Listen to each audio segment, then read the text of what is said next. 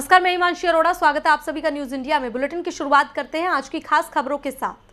Vaccine की किल्लत को लेकर दिल्ली सरकार और केंद्र सरकार के बीच मामला शांत होने का नाम नहीं ले रहा है। शनिवार को दिल्ली के मुख्यमंत्री अरविंद केजरीवाल ने प्रेस कॉन्फ्रेंस कर बताया कि रविवार से दिल्ली में 18 से 44 साल के युवाओं का वैक्सीनेशन नहीं हो पाएगा, क्योंकि केंद्र की तरफ से वैक्सीन नहीं मिल रही है। सीएम केजरीवाल ने कहा कि कल से दिल्ली में युवाओं के वैक्सीनेशन सेंटर बंद हो जाएंगे। केंद्र से वैक्सीन मांगी गई है, जैसे ही वैक्सीन मिलेगी तो दोबारा से सेंटर खोल दिए जाएंगे। साथ ही उन्होंने कहा कि दिल्ली को 2.5 करोड़ वैक्सीन की जरूरत है। जून में 8 लाख वैक्सीन ही मिलेंगी, ऐसा केंद्र की तरफ से कहा गया है। अगर इसी गति से वैक्सीन मिली तो वैक्सीन लगाने में 30 महीने लग जाएंगे। कुछ एक वैक्सीन की डोजेस बची हैं, वो कुछ एक सेंटर्स में दी जा रही हैं, वो भी शाम तक ख़त्म हो जाएंगी। कल से युवाओं के वैक्सीनेशन के सभी सेंटर बंद हो जाएंगे। मुझे बेहद दुख है कि हमें वैक्सीन ख़त्म होने के कारण युवाओं के वैक्सीनेशन सेंटर्स बंद करने पड़ रहे हैं। हमने केंद्र सरकार को भी लिख के बताया है। केंद्र से हमने और वैक्सीन मांगी है। जैसे ही हमें और वैक्सीन मिलेगी, हम फिर से ये सेंटर शुरू कर देंगे। इसी के साथ रुक करते हैं अगली खबर की ओर। देश भर में कोरोना के साथ ही ब्लैक फंगस का खतरा भी बढ़ता जा रहा है। राजस्थान में जिस तरह से घातक बीमारी ब्लैक फंगस के मामले बढ़ रहे हैं, उसे देखते हुए अशोक गहलोत की सरकार ने पूरे प्रदेश में ब्लैक फंगस का इलाज मुफ्त में कराने का ऐलान किया है। राज्य के चिकित्सा एवं स्वास्थ्य मंत्री डॉक्टर रघु शर्मा ने बताया कि राजस्थान में ब्लैक फंगस के मरीजों का कोविड के अनुरूप ही इलाज किया जाएगा। उन्होंने कहा कि इस फंगल इन्फेक्शन को भी चिरंजीवी योजना में शामिल कर दिया गया है। स्वास्थ्य मंत्री के अनुसार शुरुआती दौर में इस बीमारी का पता चलने पर इसका इलाज संभव है। डॉक्टर रघु शर्मा ने बताया कि राज्य में ब्लैक फंगस के अब तक करीब 700 मरीज मिल चुके हैं। ब्लैक फंगस के राजस्थान में लगभग 700 केसेस रिपोर्ट हुए हैं और जैसा इसको राज्य सरकार ने महामारी अधिनियम के अंतर्गत नोटिफाइबल डिजीज घोषित भी कर दिया है। चिरंजीवी योजना में इस रोग के इलाज की व्यवस्था को अनुमत किया गया है। अब जिस तरह से कोविड का ट्रीटमेंट उसके कवरेज में आता है चिरंजीवी योजना के, उसी तरह से ब्लैक फंगस भी आएगा। साथ ही डोर टू डोर जो सर्वे कर रही है हमारी टीमें, उनको भी कहा गया है कि जो ब्लैक फंगस का सिम्टोमेटिक केस नजर आए तो तत्काल उसको अस्पतालों में रिपोर्ट करवाएं। और चलिए अब बढ़ते हैं अगली खबर की ओर। देश का शायद ही कोई ऐसा राज्य होगा जहां पर कोरोना वायरस की दूसरी लहर ने अपना कहर ना बर पाया हो। यूपी, महाराष्ट्र, छत्तीसगढ़ समेत कई राज्यों में कोरोना संक्रमितों के पुराने सभी रिकॉर्ड टूट गए। हालांकि पिछले चंद दिनों में मामलों में कमी आई है, लेकिन अभी भी संक्रमण से उस तरह की राहत नहीं मिली है जिसकी सरकार उम्मीद कर रही है। दूसरी लहर में सबसे ज्यादा चिंतित करने वाली बात बड़ी संख्या में बच्चों का पॉजिटिव होना है। सिर्फ कर्नाटक जैसे राज्य में ही पिछले 2 महीने में 40,000 से ज्यादा बच्चे कोरोना संक्रमित हो चुके हैं। इन बच्चों की उम्र 9 साल से भी कम है।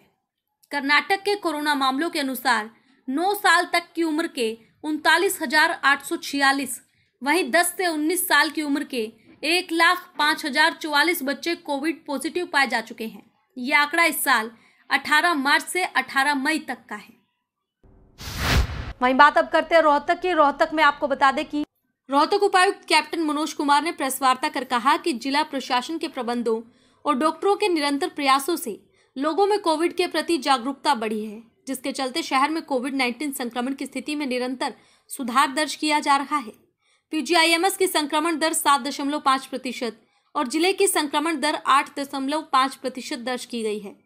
साथ ही डीसी ने बताया कि सरकार की तरफ से ब्लैक फंगस के इलाज के लिए एम्फोटेरिसिन बी इंजेक्शन की उपलब्धता सुनिश्चित करने के लिए 1 मिलियन यानी 10 लाख इंजेक्शन का आयात किया जा रहा है, जो कि शीघ्र ही उपलब्ध हो जाएगी।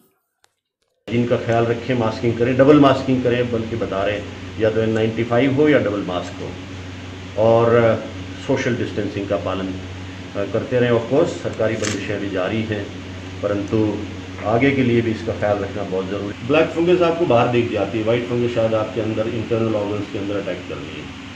फंगस हर जगह मौजूद है। आप अगर माइक्रोस्कोपिक एग्जामिनेशन करेंगे, शायद ये टेबल पे भी आपको ब्लैक या वाइट फंगस मिल जाएगी। उसके 50-52 पेशेंट्स आ चुके हैं पीजीआई में।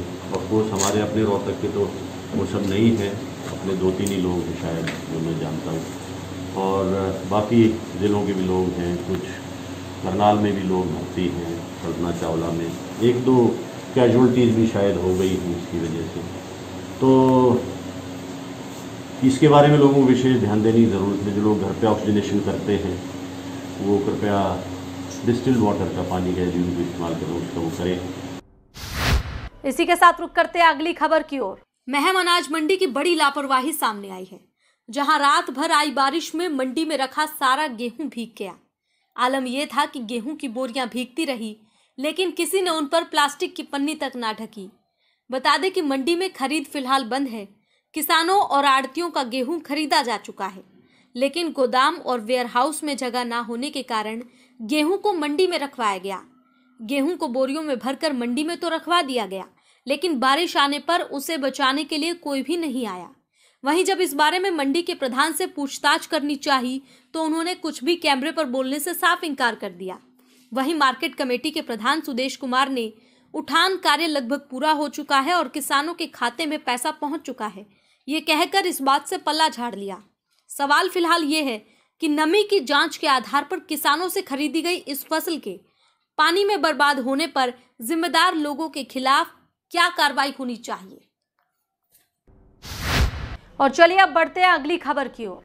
रोहतक में एलपीएस बोजार्ड के एमडी राजेश जैन के तत्वाधान में दिल्ली बाईपास पर आईजी की कोठी के सामने स्थित BP Jain skill development centre में 17वें दिन निःशुल्क कोविड टीकाकरण शिविर स्वास्थ्य विभाग और डॉक्टरों की टीम की तरफ से लगाया गया, जिसमें 32 महिलाओं और पुरुषों को जो 45 वर्ष से ऊपर हैं कोरोना वैक्सीन की पहली और दूसरी डोज लगाई गई।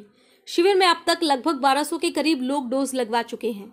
बता दें कि ये निःशुल्क कैंप हर रोज सुबह 10:30 बजे से लेकर दोपहर 2 बजे तक लगाया जाता है और कैंप में कोविशील्ड वैक्सीन लगाई जाती है। डेवलपमेंट सेंटर पे निरंतर वैक्सीनेशन चल रहा है।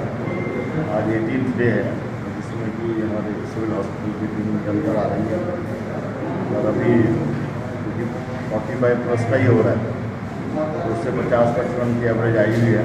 सीएमओ साहब से बात हुई है और मंडे से उम्मीद है कि यहाँ BP Jain skill development centre पर 18+ का भी शुरू हो जाएगा और वैक्सीनेशन से ही आज हमें इस कोरोना से छूट मिलेगी।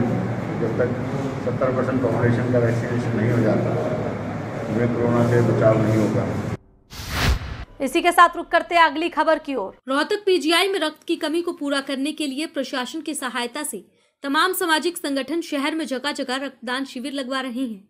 इसी कड़ी में सांपला में भी रक्तदान सेवा संस्थान और युवा भारत युवा साथ ट्रस्ट के संयुक्त तत्वाधान में स्वैच्छिक रक्तदान शिविर का आयोजन सुबह 9 से 2 बजे तक किया गया, जिसमें मुख्य तौर पर बाबा कालिदास ने शिरकत की। बाबा कालिदास ने लोगों को ज्यादा से ज्यादा रक्तदान करने के लिए प्रेरित किया। वहीं इस दौरान लोगों में भी रक्तदान को लेकर काफी जोश दिखाई दिया। रोहतक जिला सांपला नगर अंतर्गत सभी को एक तरह से शिक्षा, रक्तदान का शिक्षा प्रणाली को आगे बढ़ाने का यहाँ से शुरू हुआ था। आज इस क्षेत्र में आज का तारीख में दुख का घड़ी में सभी बढ़ चढ़ करके 25 से 30 यूनिट तक अभी तक हुआ है। मैं ये सभी से प्रार्थना करना चाहता हूँ, सभी इस संकट का घड़ी में आकर के रक्तदान करें। और चलिए अब बढ़ते हैं अगली खबर की ओर। रोहतक में जन सेवा संस्थान की तरफ से कोरोना वायरस से पीड़ित मरीजों के लिए कोविड केयर सेंटर चलाया जा रहा है, जिसमें अब तक 150 के लगभग रोगी दाखिल हो चुके हैं और इस समय 30 मरीज दाखिल हैं, जिनमें 8 से 10 रोज ठीक होकर अपने घर जा रहे हैं, तो वहीं 8 से 10 नए रोगी रोजाना संस्थान में दाखिल हो रहे हैं। वहीं संस्थान की तरफ से पुराने बस स्टैंड स्थित कम्युनिटी सेंटर में भी बेरोजगार, गरीब और असहाय लोगों के लिए निःशुल्क भोजन की व्यवस्था की गई है। दोपहर 12 से 2 बजे तक और शाम 6 से 8 बजे तक कोई भी जरूरतमंद व्यक्ति वहां पहुंचकर भंडारा प्रसाद ग्रहण कर सकता है। इस भोजन प्रसाद सेवा का शुभारंभ रोहतक के मेयर ने रिबन काटकर और दीप प्रज्वलित कर किया। वहीं इस मौके पर संस्थान के संचालक महामंडलेश्वर स्वामी परमानंद महाराज भी उपस्थित रहे। जो ये जनता रसोई पूज्य महाराज जी के डॉक्टर परमानंद जी महामंडलेश्वर जी के सानिध्य में चल रही है, उसमें जिस प्रकार दूर सोशल डिस्टेंस का पूरा पालन कर कर लोगों को दूर दूर बिठाकर हर एक को मास्क वितरित कर कर पूज्य महाराज जी जो सेवा कर रहे हैं, जो समाज किस प्रकार लोगों के बिठाकर खाना खिला रहा है, ये हमारे समाज की, हमारे हिंदू संस्कृति की बड़ी भारी जीत है। कोविड सेंटर के साथ साथ ये जनता रसोई जो पुराने बस स्टैंड पर कम्युनिटी सेंटर के अंदर प्रारंभ की गई है, आज इसका 5वां दिन है और आज हमारे मध्य रोहतक शहर के मेयर माननीय श्री मनमोहन गोयल जी ने आकर के आज इसका शुभारंभ किया है। स्कूल के हम अपने से ले लें, बस ड्राइवर हैं सारे खाली हो गए हैं, मेड जो काम करती थी वो सारी खाली हो गई हैं, काम नहीं है। इसलिए अब ये देख रहे हैं ये लोग भिखारी नहीं जो खाना खाने के लिए आए हैं, ये सभी के सभी काम करने वाले आदमी हैं, लेकिन काम नहीं मिल रहा, क्या करें। इसलिए जो जनता रसोई प्रारंभ की गई है। फिलहाल इस बुलेटिन में इतना ही, लेकिन बाकी की तमाम खबरों के लिए आप देखते रहे न्यूज़ इंडिया। नमस्कार।